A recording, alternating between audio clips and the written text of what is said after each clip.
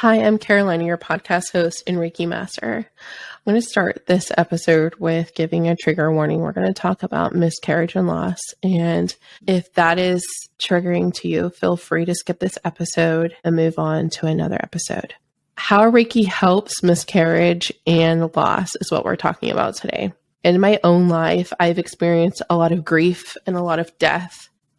I don't know why exactly how this panned out, but I was the person that has watched a lot of the people in our family die on both sides of our family, on my mom's and my dad's, and I've watched people literally pass in front of me, including my own dad. So I'm very familiar with grief.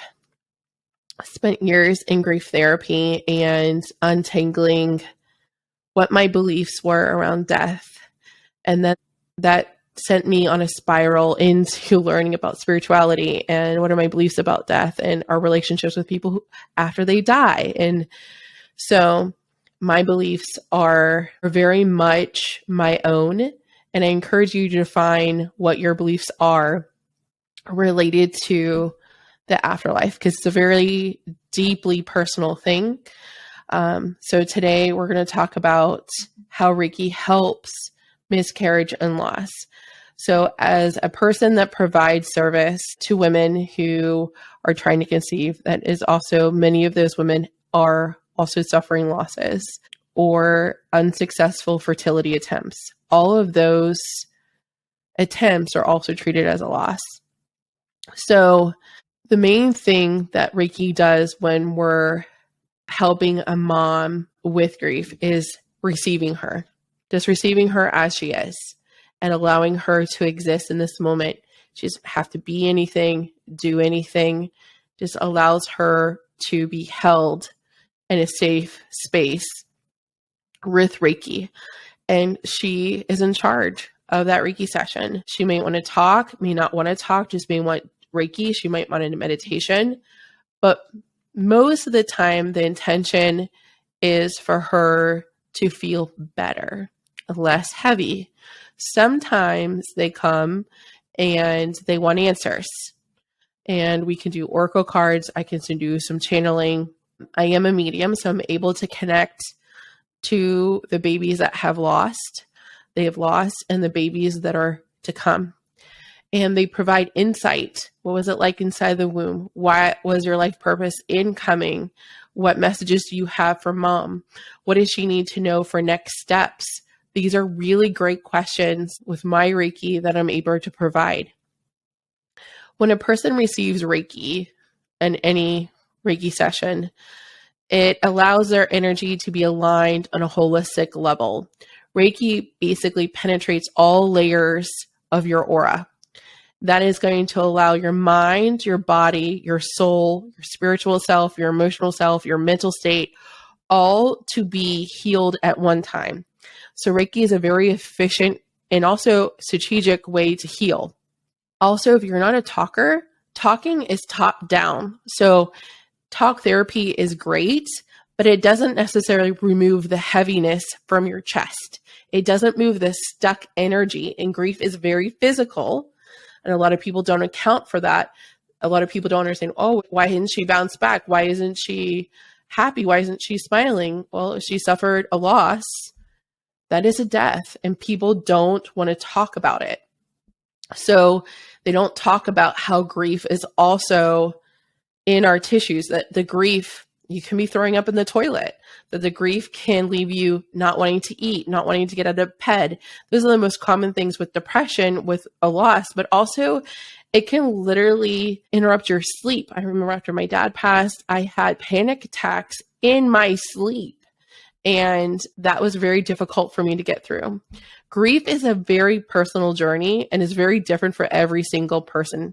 So I always recommend make sure that you're having a team approach when you're handling your grief. Make sure that you're in touch with either your OB, especially if you suffered a miscarriage or loss. Make sure you do have a therapist. Sometimes it's really great to look at all things that are all options for you while you're going through this season or while you're going and transitioning through this grief journey to know all of your options medically, holistically, and you can decide what's best for you. Reiki is going to allow you to breathe again.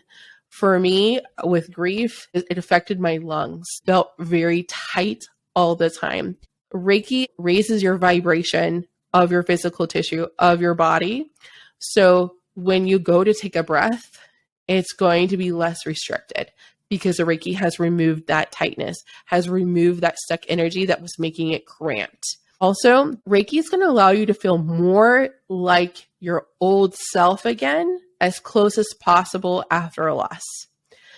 The rule of thumb is, I always say, is that life changes you, but especially death. So I would never have the expectation of going back to my old self, but rediscovering who I am now. How do I breathe differently? How do I love differently? How do I live differently? What does that look like now? But understanding, how do I get back to me? How do I get back to being me? And Reiki allows that essence to be felt again. And that feeling is best described as coming home or feeling grounded, feeling like a complete person. Almost, I had a client once say, I feel the most human I have after our Reiki session. And I said, I get that. I know what you're feeling. She goes, I don't feel so crazy. You're not crazy. You are going through a tremendous amount of pain. And most of the time, women are suffering in silence. A lot of people don't know how to handle this level of grief. A lot of people don't know what to say, or they say the wrong thing. With Reiki, it allows you to honor the waves of life that come after suffering a miscarriage or a pregnancy loss. There are going to be good days and bad days. But with Reiki, I've had women come in that I treated for a long time, and they had regularly scheduled Reiki visits. It was not an option to miss for them. Reiki was part of their recovery plan, and it allowed them to, whether they were having on a great day, they left on a blissful day. They were having a bad day, then they left having felt okay enough to function. So no matter whether you're good or feeling great or not, having Reiki will always uplift you and meet you where you're at. I know one Reiki session is the same, that's for sure. I also like to say is that when Reiki has allowed moms to connect with their babies in ways that I don't know how else they would. Reiki allows you, it is a spiritual experience, but it's also healing. So we can do Reiki in person or virtually, and we can do what's called Reiki guided meditations. And these meditations are very deep, and they allow you to turn inward, and it is quite an experience. And a lot of times when we do these meditations, the moms are able to connect with the babies that they lost. They're able to see them. They're able to see the angels that are holding them. They're able to connect with family members that are on the other side that are with their babies. Everyone is so different. Sometimes they get direct messages from the baby and not from me. We are also able to understand, is there any ancestral trauma that we need to address? Are there any generational patterns? A lot of the information that we're seeking comes from what we call soul contracts. These are the contracts or the binding agreements that we're making between other souls before we come into this lifetime. It's an agreement between our parents, our siblings, our children, our friends, our lovers, the people who harm us or hurt us. And all of that goes into the larger picture of like shaping us, having polarizing experiences, good and bad, to teach us what we do and do not like and help us get to our life purpose.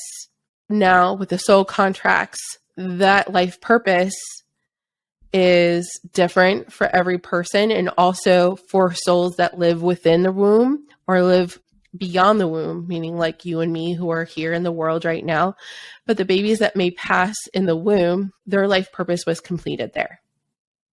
And I think once I learned that after my studying and with all my courses and studying for all of these years, and once I started to channel babies and getting specific messages from them to get to relay to moms, it changed me. And the soul purposes or the life purposes are so different. They could be to learn to know what love is, to know independence. It doesn't necessarily mean I'm coming to be your lawyer. It's so different. It could be to know what true love is. It's to know really just anything. I've gotten everything under the sun. So understanding how soul contracts come into play and understanding that soul contract, it's easier also for moms to move forward, having that piece of knowledge. There's a natural inclination to want to blame ourselves for something that went wrong or to be ashamed that this happened to us. And that's the most natural thing to do. Like, what did I do wrong? Why did this happen? How can I prevent it from happening again? But understanding that the soul contracts come into play, that it's much larger than ourselves. When we introduce that, it allows mom to process that and then decide for herself ultimately what she believes, because that's a belief. From all the souls that I have talked to and all the moms I've treated, that's allowed them to move forward in the grief in a much more peaceful way and alleviate that guilt and shame so it's not so heavy. I believe Reiki is only one modality. I also believe healing is not a one-time event. A lot of people will come for one time and they think it's going to be one time, and then they end up getting multiple sessions with me, or even doing coaching with me, or joining the Fertility Foundation collective when they're trying to conceive a second time or a third time. And pregnancy, loss, and miscarriage is still loss. And we go deeper into this with a previous episode this season with a coach that is dedicated to this. Grief, it needs to be honored. And how you put boundaries around that, and you have a dedicated time to literally grieve any way you want, screaming, crying, journaling, soaking in a tub, talking it out loud, but just don't ignore your grief.